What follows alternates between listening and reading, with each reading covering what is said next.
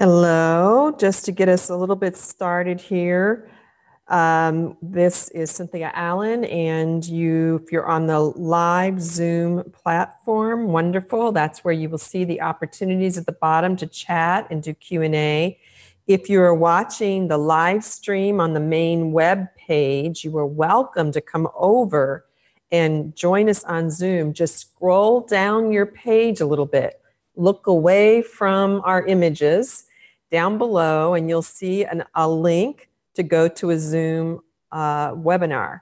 And we would love to have you over here where you can participate in chat. We're going to have Q&A and some movement together. So please come on over.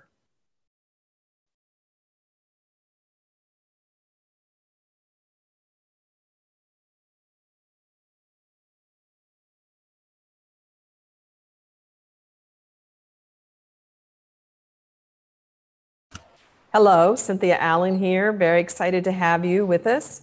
I'd like to invite anybody who is on the live streaming platform on the main website to just scroll down below the images that you're seeing of me, I believe, at this point, and see that there's a place where you can click on the Zoom webinar. When you click on that, you actually get to come over and be with us in chat. You can ask questions and answers to the speaker, which we are going to take this session. And we'll also be doing some movement. You can possibly actually be seen and observed during the movement if you would like. That's optional.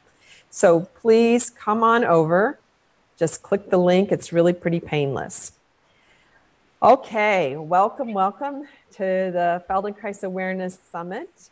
This is my last night for 3 days while I'm off teaching GATE. Lavinia Planka will be joining you for the next 3 days as I'm off working with people. So I'm excited to wrap up here tonight with our special guest. I'd like to say a couple things though over here on this platform. That is, the chat is here for you to chat among yourselves. We are not monitoring chat, but please do go back and forth talking with each other.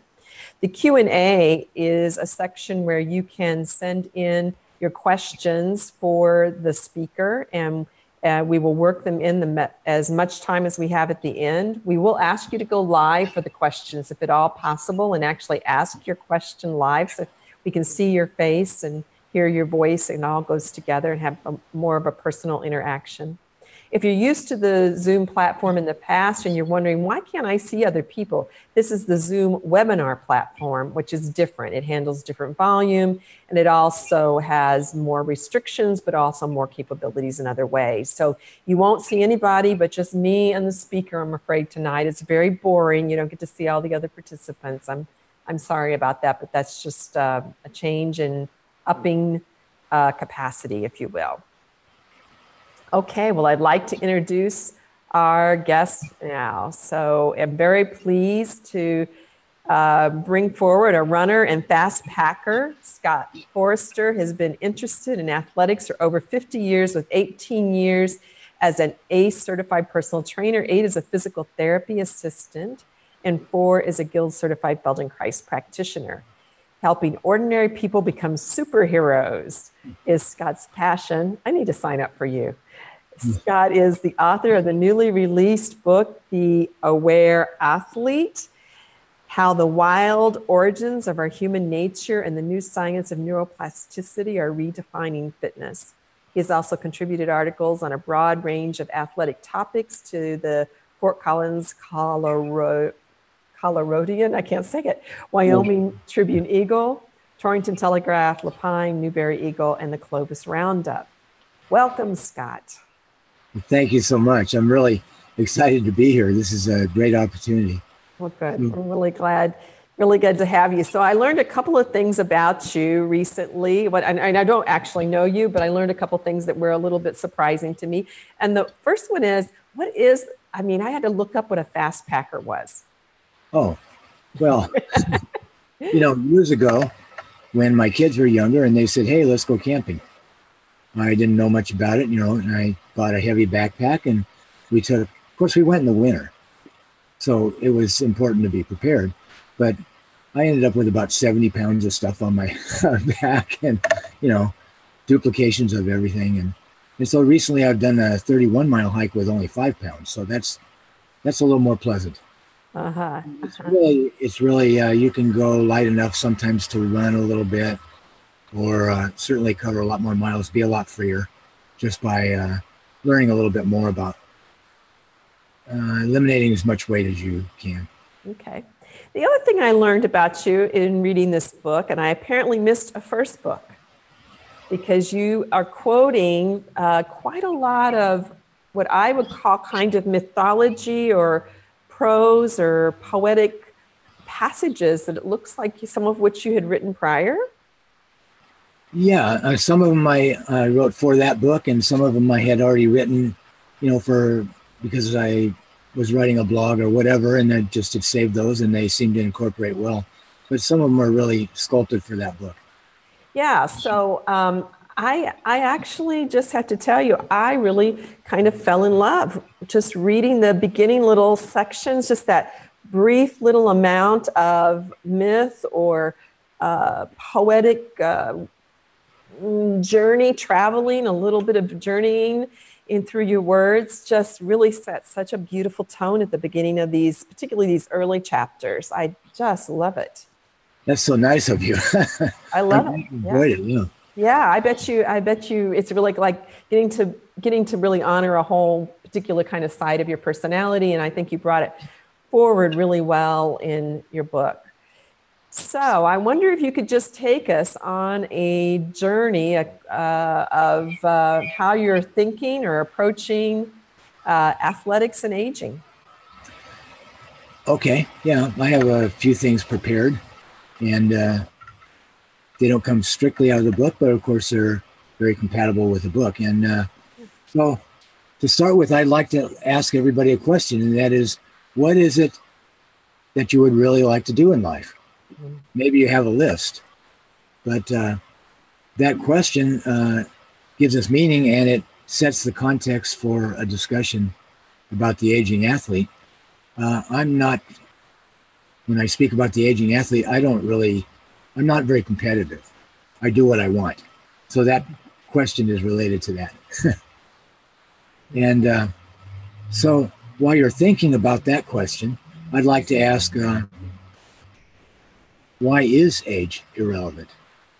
And the simple answer to that is that age is irrelevant because the process of improvement is the same for any human being at any time, any age, any injury condition, any status in life. The process of improvement is the same for everyone. Now, if you happen to be a very results-oriented person, then age does matter. For instance, I wouldn't expect a 90-year-old to run as fast as a 20-year-old. And if you do expect that, you might be a little disappointed. Obviously, I'm exaggerating for a point. So the process of improvement is the same for every human being, and that's a process of increasing self-awareness, which we could say is the ability to notice, observe the details of how you do what you do for the purpose of improvement. So now when I speak about self-awareness, everybody's heard that term,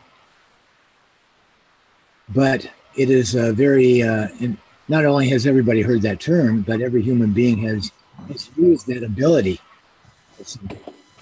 Get into a new job situation, you're particularly aware of your circumstances, you're doing a lot of new learning. Everybody uses the human ability to be aware. But it's a highly undervalued commodity. And in fact, our society will convince you that it's not all that necessary.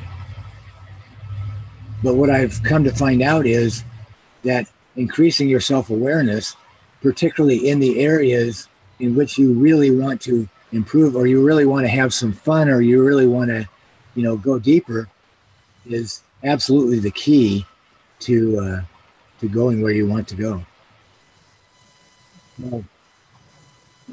Society says do things quickly, go to work, get the job done, and that pretty much applies to everything. And So even though we all have used the gift of self-awareness, we hardly comprehend the scope with which it can help us. Mm-hmm. So I'd like to give a couple of examples of two attitudes. You know, the society has the attitude of quick and shallow, but somebody who really wants to go someplace has an attitude of take your time and go deeper. Be process oriented versus results oriented. Process oriented versus goal oriented. So I'm going to go to the boxing career of George Foreman. We're going to talk about the little machine that grills. We're going to actually go to his boxing career. Oh, yeah. Well, actually, he went through quite a process before he could become rich as a spokesperson. Yeah. When he was in his early 20s, he won the world heavyweight boxing title. And he was a very intimidating fighter. He fought, he was a very indifferent person. You can say he was a very proud person. And in his own words, actually, and to defend his title, he had never had to fight more than 1 or 2 rounds to get a knockout or a victory until he met Muhammad Ali. So George Foreman, in his own words, in his early career, was all about nothing but fame and fortune. Those are his words. So, you know, there's a results-oriented person. It comes from his background, but there's a results-oriented person. So we can, for the purposes of description, we can divide his life into 3 phases. That's the first one. Then he met Muhammad Ali in 1975. And that was supposed to be, in George's estimation, since he'd flattened everybody he'd faced, that was going to be an easy fight. He didn't even waste any time looking at film of Ali. He'd have him knocked out in a round or 2. And actually, that was everybody's viewpoint because Muhammad Ali at that point was 7 years older than George, past his prime because he had served prison time because of his conscientious objector status during the Vietnam War. And if you're our age, you probably remember that. Right. So he was out of shape, supposedly, and he was past his prime and all of that. Had no chance. But in that fight, George Foreman lost. And with it, he lost his title. And with it, he felt that he lost his manhood. And he came from a poor background. And fighting had given him some self-respect, but no humility.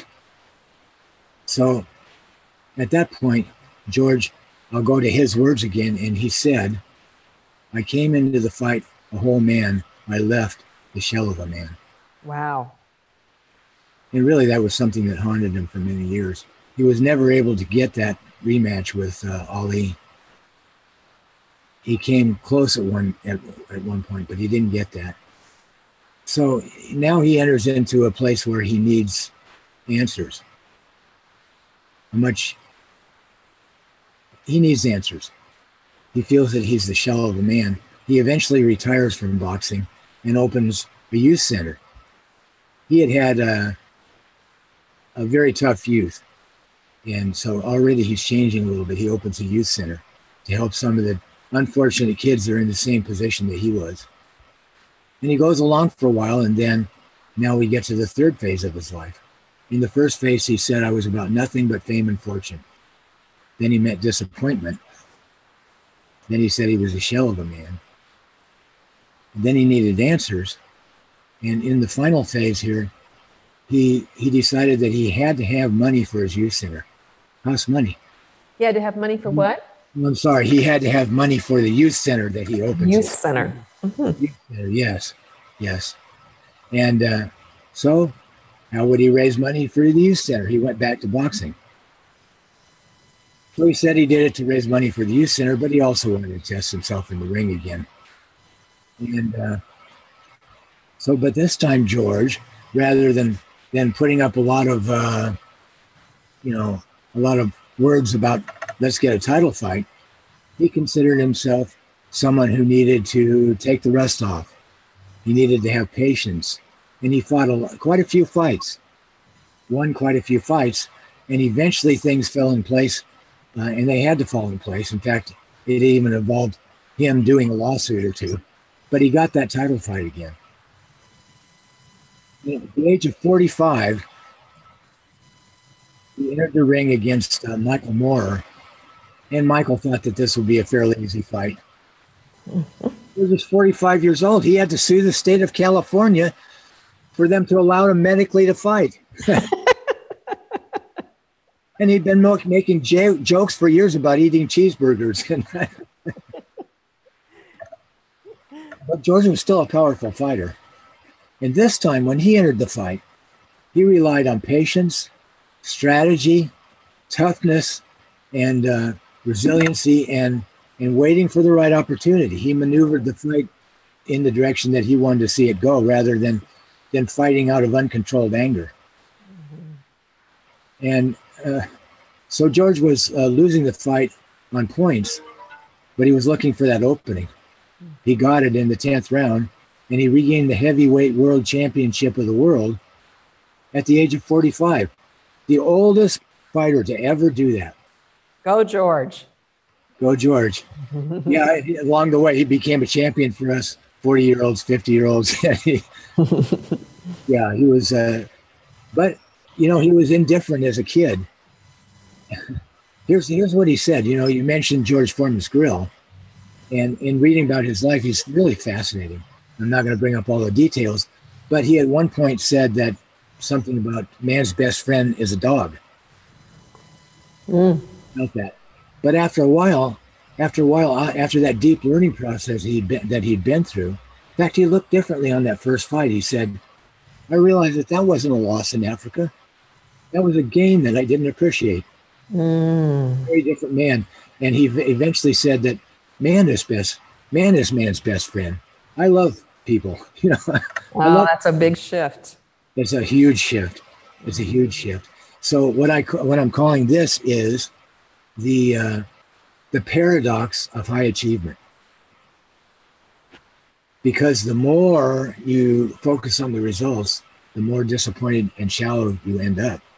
The more you focus on the process, the more you may find that you have achieved far more than you ever could, than you ever thought you could. And in some senses, there's suffering involved sometimes, but in some senses, you've achieved it in an easier manner. So anyway, now I'd like to go a little bit farther with that. One more example, because, and this might seem extreme, but because I believe that the greatest value of sport is as a metaphor for life. We've talked about being process-oriented and being process-oriented versus results-oriented, really. And so somebody else came up with a similar terminology. And you're familiar with Viktor Frankl, and he's written about his experiences in the concentration camps in World War II. And what happened there, it's, how can we imagine? But people's heads were shaved, their name was taken away, they were given a tattooed number on the arm instead of a name, treated with as if they had no value at all, they could be used for anything. And forced to work, endless hours, not given any food. And any shallow purpose was stripped away. And so Frankl found death all around him, yet he found some meaning in his circumstances. And so his terminology later, of course, he was a psychologist. He talked about the meaning mindset versus the success mindset. So he's talking about the same thing. And the only reason I wanted to go to that particular example is because the real value of sport is a metaphor for life, and the real value of self-awareness is not so you can win a football game. That's nice. It might be a deep part of your life, but it's so that you can live your dreams, so that you can find meaning. Live your dreams. So you can live we just lost that. So you can live your dreams. Live your dreams so that you can broaden the meaning of that first question I asked. What is it you want to do? Yeah, yes. I'm going to go over to the PowerPoint here for a minute. Thank you. I haven't needed it the whole time, but I would like to. Viktor Frankl, this is a quote from him. He said, "Woe to him who saw no more sense in his life, no aim, no purpose, and therefore no point in carrying on. He was soon lost." And, oops, now I lost it. That's okay. Take your time. Okay.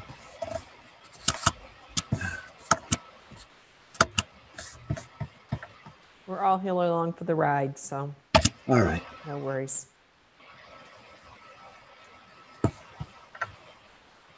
All right.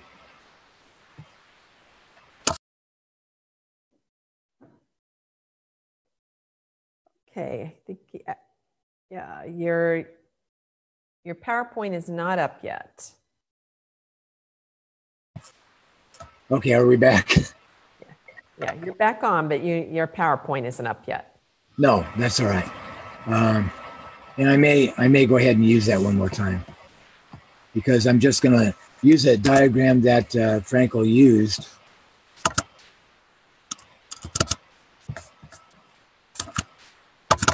We've got it. Yeah. Okay, now we got it. I think we're all set now. Yeah, if you can start from that current slide up there, that would be great. Right. So he used the terminology of the meaning mindset versus the success mindset. And you can see, when I refer to Frankl, I've used an awfully extreme example, but it's the same terminology that we've been talking about.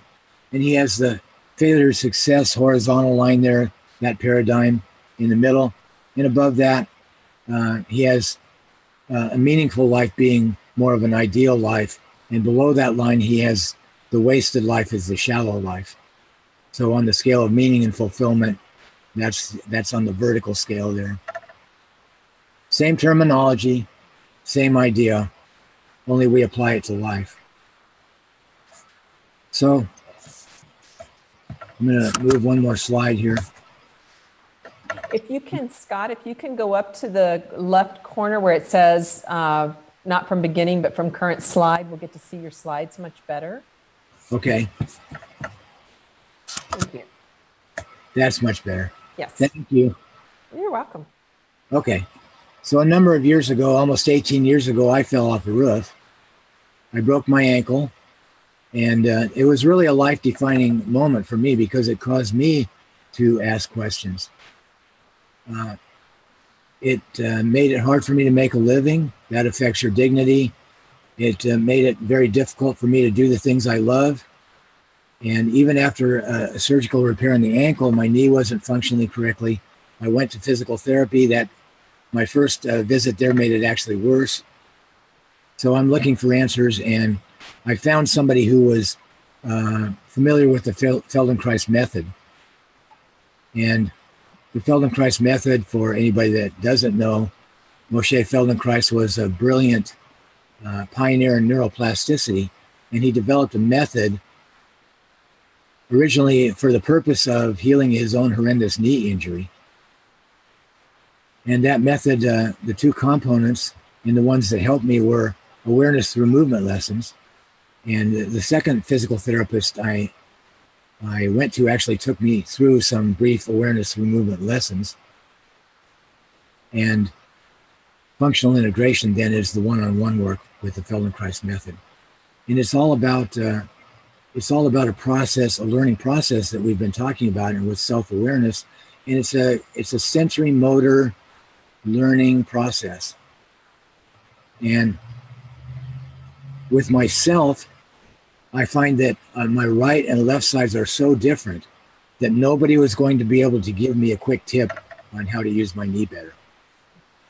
So, you go through the Feldenkrais awareness through movement lessons, and what happens is you may be lying on the floor for 45 minutes exploring various different movements.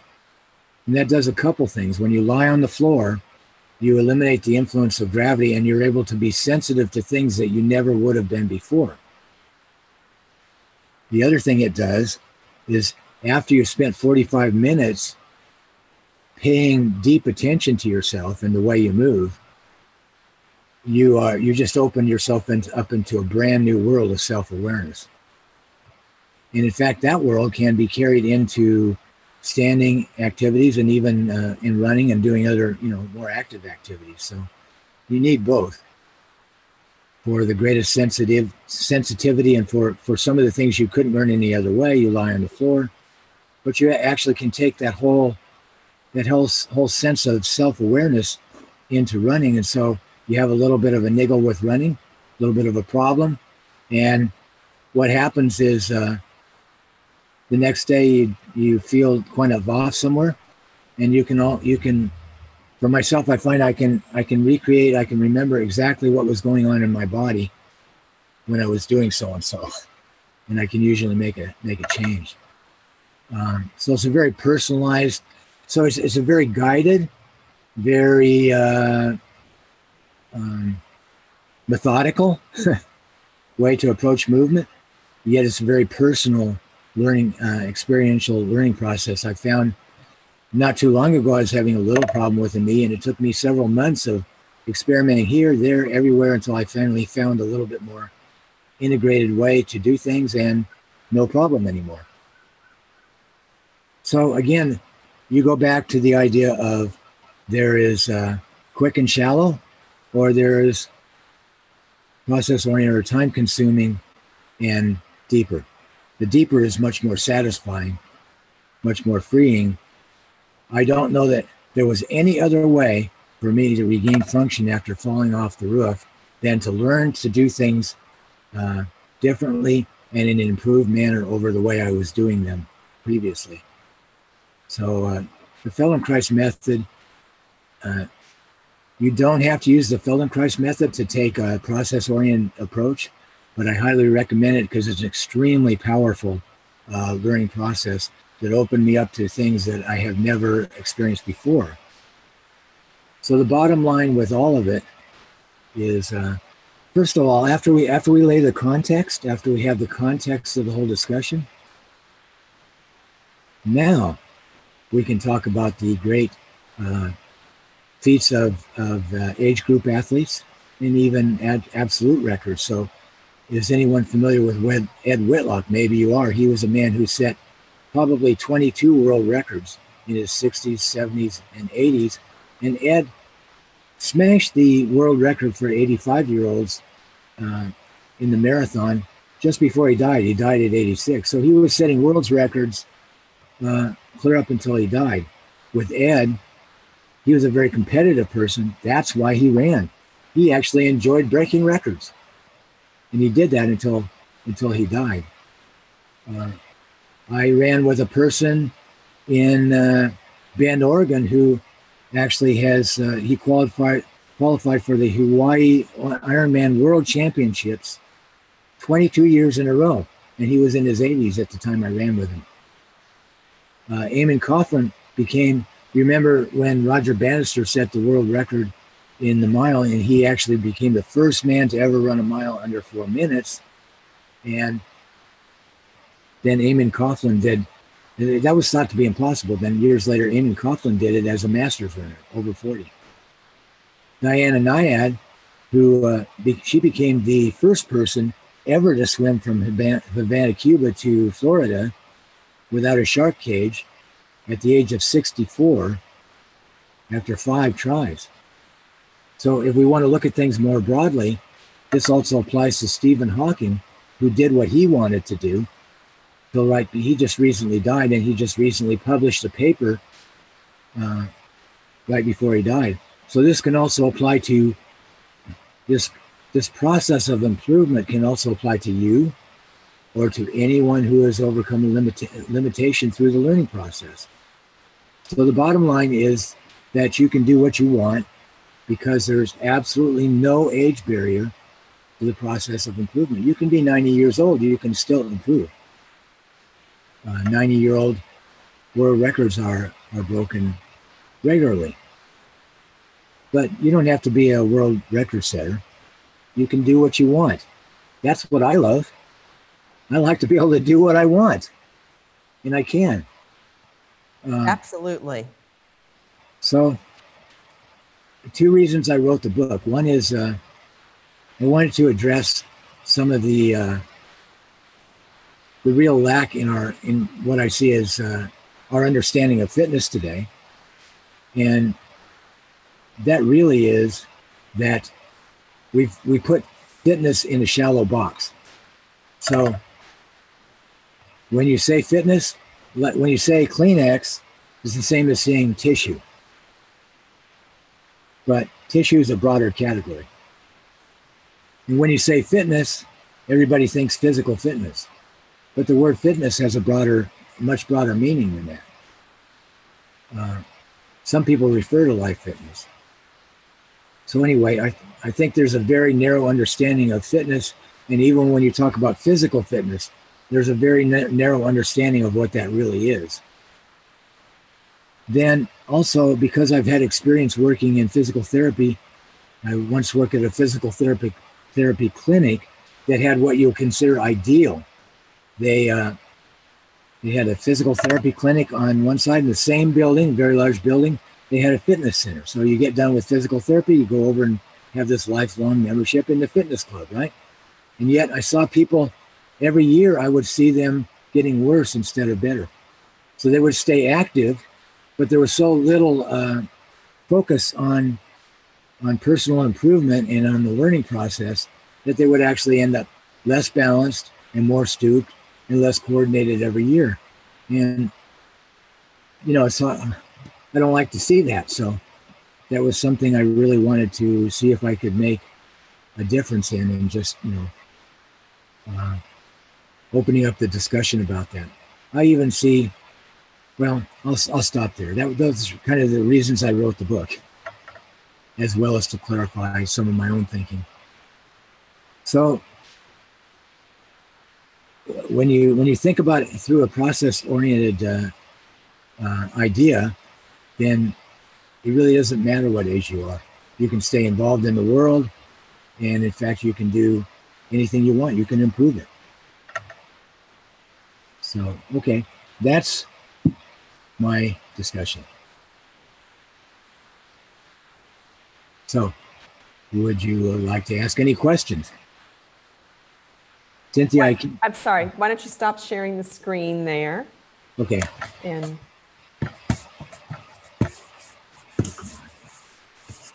yeah, thank you. There we go. Well, I know that your presentation tonight is not purely about your book, but is it okay if I read something from your book? Absolutely. So this is the beginning of chapter 5. I am a human. I am weak compared to other animals, small compared to the largest predators, and very slow moving. I climb hills slowly and have poor traction on slick surfaces and no tough pads on my feet. My high center of gravity makes it easy to knock me off my feet. My sense of smell and hearing are not equal to other mammals. I have no natural weapons, no large teeth, no claws, no fur to protect me. Worse, I carry a vulnerable underbelly and throat in plain sight in front of me, completely exposed when I stand upright. I wonder if I will survive. Despite my failings, despite my weaknesses, despite my poor odds of surviving, I do have a few characteristics that are helpful. Yeah. I mean, what a fabulous paragraph. And I think that when you were talking about presenting this topic, and I was really interested in looking at the aging athlete, and you wanted to keep redirecting in some ways back to the fact that it could be anybody. Of course, it can be anybody. And this paragraph says, oh, this can be anybody.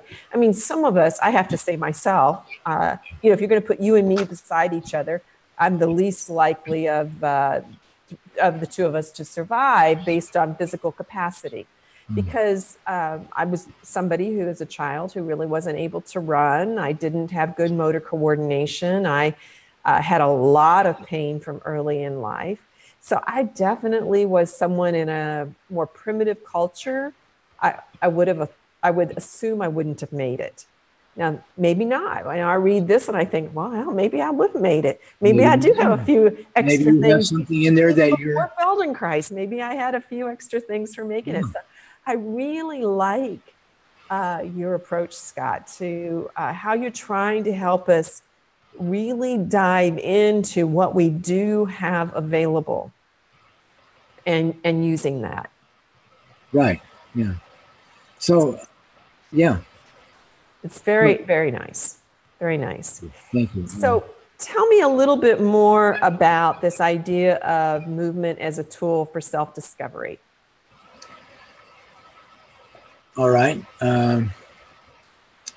So I emphasize self-discovery quite a bit in the book. In fact, you can see that in human history, throughout human history, human beings had a need to expand, to explore new territory. They expanded throughout the entire world, and so you're going to ask me, with me, when the idea that the body and the mind were one, when that kind of hit home to me, that is a major part of the Feldenkrais method. And when you're rolling around on the ground, you might be asked, "What are you thinking?" or "What's your relationship to another person? What's your relationship to this whole room?" or "What's your relationship? What's the relationship of this room to the whole state?" Lots of relationships. And I think the idea that the mind and the body are one really, since I was a person who did a lot of thinking without tying it directly to moving or acting, you see, that became a very powerful thing for me to get more involved in the world. So that was a self-discovery for me through this whole Feldenkrais process. I need to be more involved in the world. I need to be more involved with my family, with the neighbors, with the community, with world issues, and more deeply with myself. Yeah. I definitely can resonate with that. I feel like for me, the Feldenkrais work, I was definitely somebody who analyzed myself. I should say I've always been somebody who's trying to sort of understand or figure things out.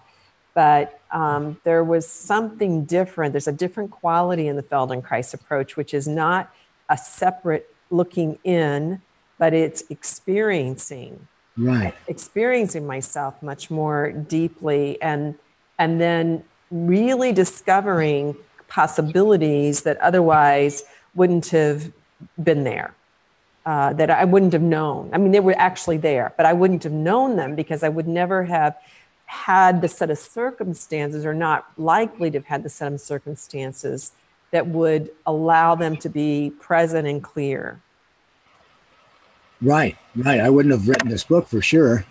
And I wouldn't have solved some of my own problems. And, if you don't solve them, you actually get diminished some.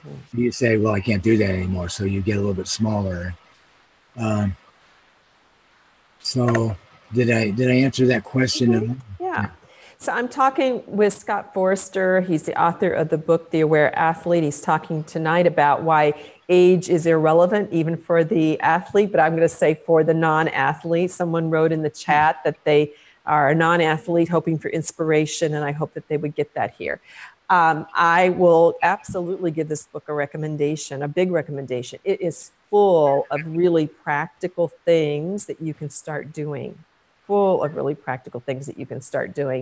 Really nicely laid out. So it kind of goes between a bit of storytelling to a bit of understanding, a little lecture, and then really 1, 2, 3, 4. These are things you can do. The instructions are really clear.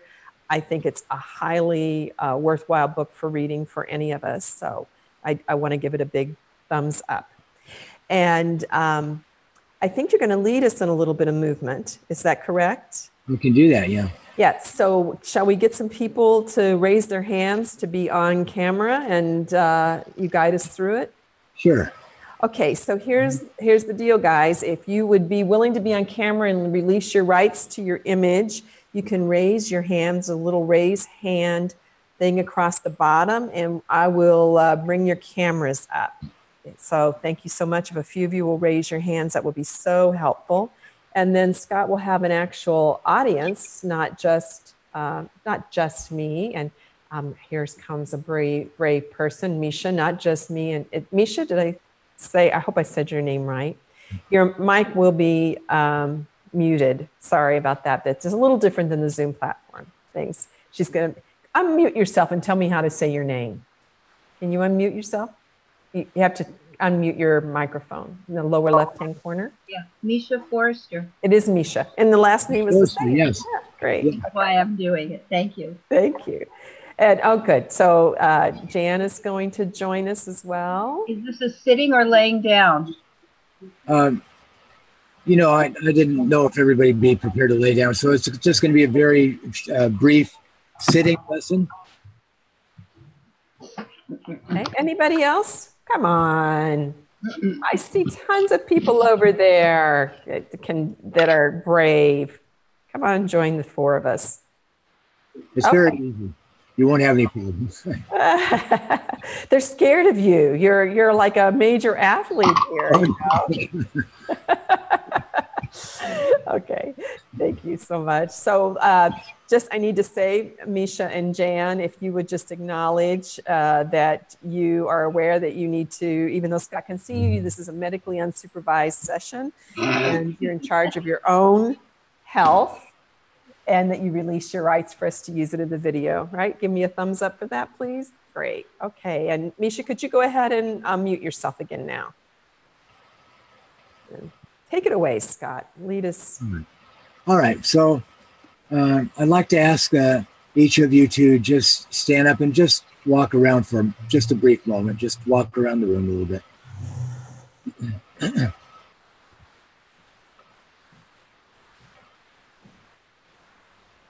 And maybe you look to the right and to the left as you walk around. Look up and down.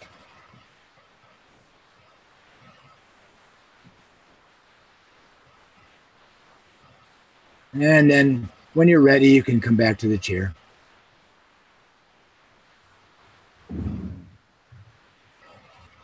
All right. Everybody in their chair?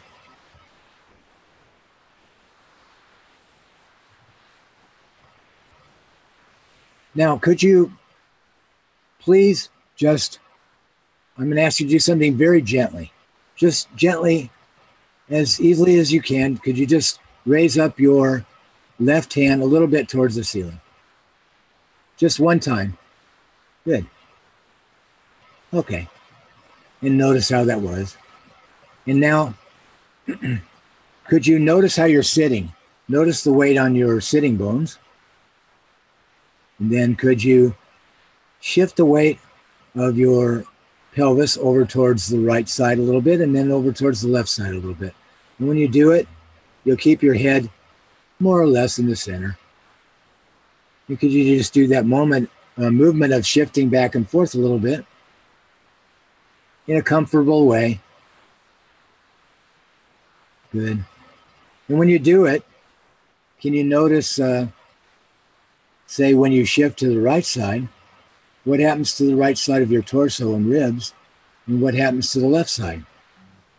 If you keep your head more or less in the center, and when you go to the left side, what happens to your left side of your torso and the left rib cage? Do it very gently. Make sure that the movement is comfortable for you. You can do an extremely small movement or a little bit larger, whatever's really fun for you. You go back and forth a little bit. And notice now, when you go back and forth, you shift to the right side, what happens to the left sitting bone? What happens to the left side of your pelvis? Does it rise off the chair a little bit? Maybe it does. Yeah. Okay. Then you can stop and rest. Take a breath. And now could you raise your right hand just a little bit and keep it in the air, but raise it comfortably and raise it so it's pointed towards the ceiling, but with no strain at all. No strain at all. Good. That's good. And just keep it up there a few seconds and then bring it back down. All right. Now raise only your right hand and begin the rocking movement back and forth on your pelvis. Good. And your right hand is pointing to the ceiling. And notice every time that you rock towards the right side, what happens to your right hand? And every time you rock towards the left side, what happens to your right hand? And in fact, can you sense or notice that it's a little bit easier to raise your right hand every time you shift your weight to the right side, and your torso gets a little bit longer. Good. Okay, bring your hand down and rest. And then go back to that same movement, lifting the right hand and rocking the pelvis. And see this time, that if your hand goes a little bit higher, does your head get a little bit, your right ear and your right shoulder, do they get a little bit closer? Or could they get a little bit closer easily? Good. Good. Okay. All right, and you can bring everything down again and have another rest.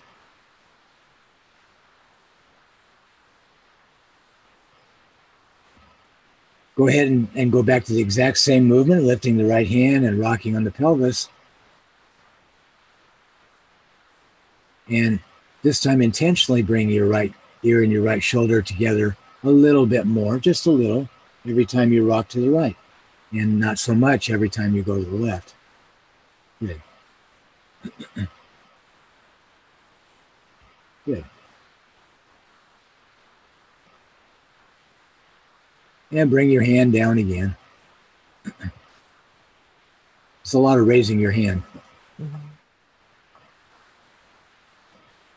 And then, can you take your right hand and go over the top of your head like that? And can you very gently just bring your right ear and your right shoulder a little bit together? And then do that with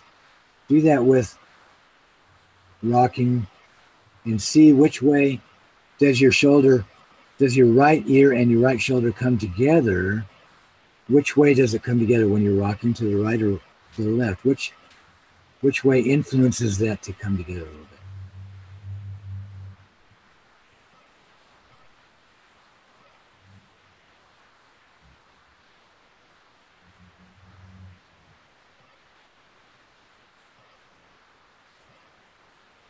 Yeah.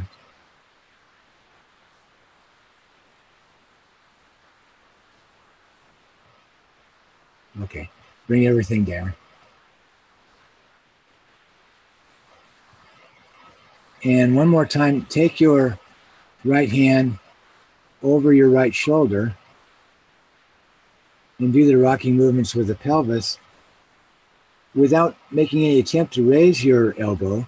See if there's a direction where your hand naturally tends to go down your back just a little bit.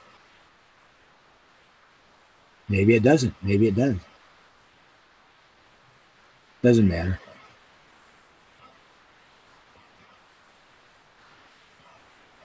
Good.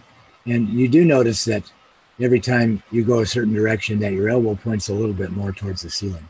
Mm-hmm. All right. Now, you've done a few simple movements. So could you just now raise your right hand towards the ceiling and see if it's easier? See if it's, does it go higher? I've got the ceiling in my way here. It's too low. And see if that's easier now. Mm-hmm. Now, okay, put your hand down and raise your left hand only as much as you raised it the first time. Yeah. Now, put your left hand down and raise your right hand and just compare the two.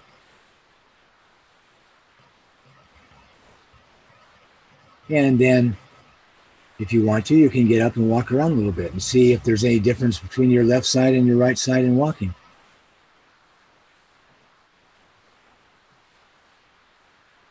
See if your arm hangs a little bit longer on one side. See if it's easier to turn and look to the left or to the right, or if there's any difference at all.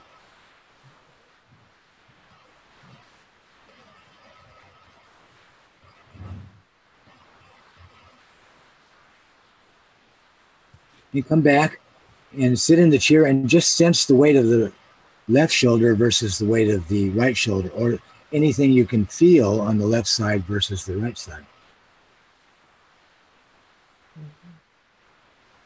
And we did the simplest of movements, but those movements integrated the movement of your torso, clear down to the sitting bones, and clear up to the fingertips, clear through the neck. Yeah.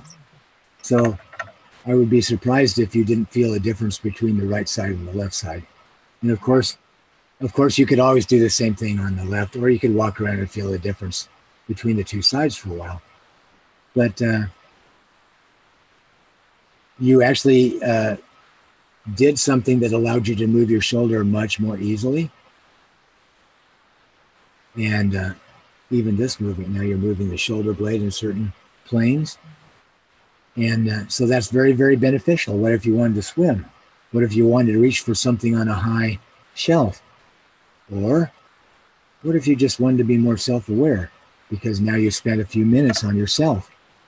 And in fact, when you're doing an activity, you could actually use the same ability that you develop through taking the special time to work with yourself. Mm-hmm. You could use that anywhere. So the people talk about what they notice after lessons. It gives them ideas. Just unmute yourself.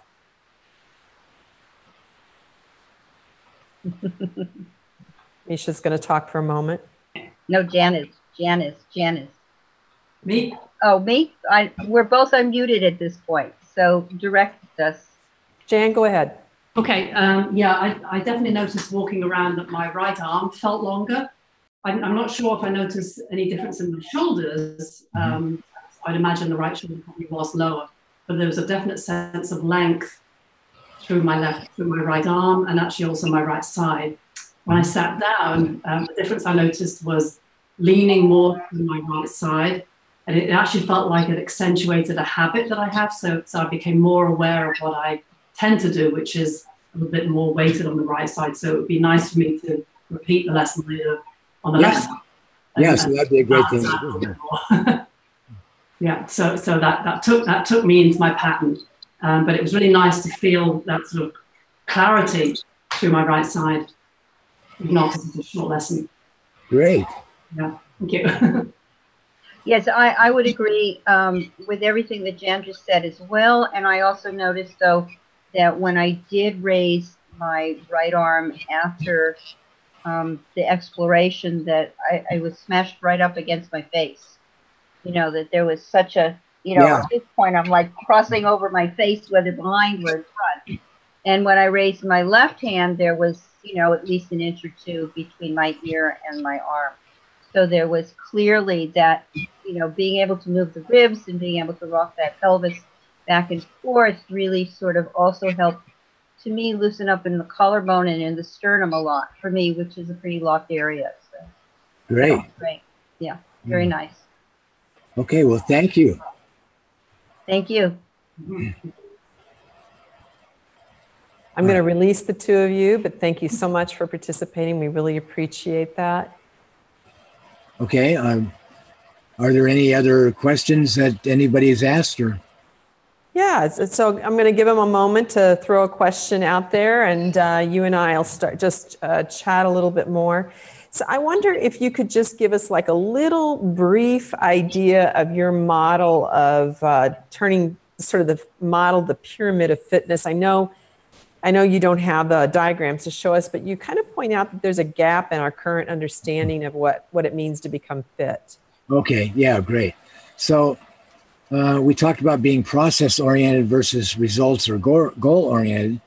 So in the book, I lay out the fact that I invented a couple pyramids to get this idea across. So the process or the goal-oriented pyramid, I'm making particular points with, but we all use that pyramid.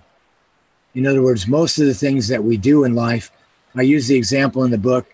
I set a goal. I set a goal to walk to the supermarket, which is 2 blocks away. I know how to do that. I'm going to get my food item, come back, mission accomplished, and I achieved my goal. So really, that's an organized way to approach a lot of things. However, it only works with things that you already know how to do. Because the model, the Nike saying, just go for it, or just do it. Just do it. Do it. Well, that's good because, we don't want inertia to stop us from doing everything. But that's not the whole ball of wax. Because sometimes you go to just do something, but you don't know how to do it. So really, that simplistic paradigm will not allow you to really release all the potential that you have. So there has to be a layer of learning in there. And so that's what I did with the pyramid when we examined the simplest pyramid, especially if you're really driven to just get results. Then I put it in terms of the foundation was goal setting, and then you have rigid training, and then you have possible personal impasse because maybe you can't do it. And then the top is either success or failure. So that's kind of a hard line. You might fail. Right. And go ahead. No, that's okay. Go on. Whereas with the pyramids based on your potential and then awareness and belief and so on, and working up to awareness and improvement and so on, you're working at a deeper level. There is no such thing as success or failure because trial and error, it's trial and error, not success or failure. George Foreman said, I realized that my biggest failures were my early wins because I didn't appreciate them. They weren't really failures. So this is a type of learning that there is potential to achieve far more than you ever could, and there is no worry about success or failure. Well, it's very similar to, though we don't ever even use the word failure in the Feldenkrais method, we call it successive approximations. We say we don't even, the word failure isn't there. It's like, okay, you tried something, you noticed what that got you, you noticed how that feels, and then you try something the next time and you realize you have suddenly improved on what you did. The pathway you took before has got a little different nuance to it, or you actually go a completely different direction. So it's a very important acknowledgement that learning is a process. As you said, it's not you do from this to there. So if we looked at the online summit, even though I've been studying for about 3 years to have the capacity to do this, there are so many things that until you do it, you do not realize how important certain little aspects are going to be, or how they're going to trip people up, or how everybody's minds work. It's thousands of people trying to figure out how the majority of people's minds work, trying to project yourself as a beginner's mind under their mind. I mean, we can try, but the truth is we didn't do very well at that part, but we did the best that we knew how to do in the moment. And if we were to wait until that was going to be perfect, number one, it would never happen because we actually have to have the feedback to make the improvements. But number two, it's immobilizing. What happens is then we become frozen in space and we can't move forward because we're immobilized by our feeling that we have to be able to attain something unrealistic in the first go. Right, exactly. So in the first place, when you say self-awareness, that seems like the simplest thing. All you have to do is be self-aware, right? But you just said how complex that is, because every situation, because you're dealing with human beings, you're dealing with enormous complexity. And Yes. so the real idea is to be able to change course, Yeah, yeah. So I'd like to wrap up a little bit and just let you know that we are popping into the chat links, the link to Scott's book. If you are watching on the live stream or in a replay where you don't have access to the chat, just remember you can go to feldenkrais.summit.com, click on Scott's name, and you will see links in his bio section directly to his book. And it's definitely purchasable on Amazon.com, but might be other places as well. And also to his website. And I am going to end, if it's okay, Scott, I'm going to end by reading something else from your book. Well, thank you. Yeah, that's great. Yes. So in life, it comes down to awareness of being and I'm sorry, let me start that over again. In life, it comes down to awareness of and being in the present moment. It is the knowledge of what resources you have now, what opportunities the environment is presenting at this very instant, and how to use available opportunities and resources efficiently that is the ultimate skill, the ultimate life practice, the foundation of new experience, the way to wrestle for the prize. So I thank you very much, Scott, for being with us tonight. Well, I so much appreciate you inviting me. Good, good. And this concludes this particular session of the Feldenkrais Awareness Summit with Scott Forrester. Please remember that we have live sessions streaming at 8 a.m., 12:30 p.m., and 8 p.m. Eastern Daylight Time, Eastern Standard Time. Between now and May 8th, over the weekend, Lavinia Plonka will be with you with 9 new, can you believe it, 9 new interviews. I've already had 9, and she's going to do 9. So they're starting to pile up on us here in a really wonderful way. The recording of this session will remain accessible for about 24 hours because it's night. I will not have it up until in the morning about 8 o'clock.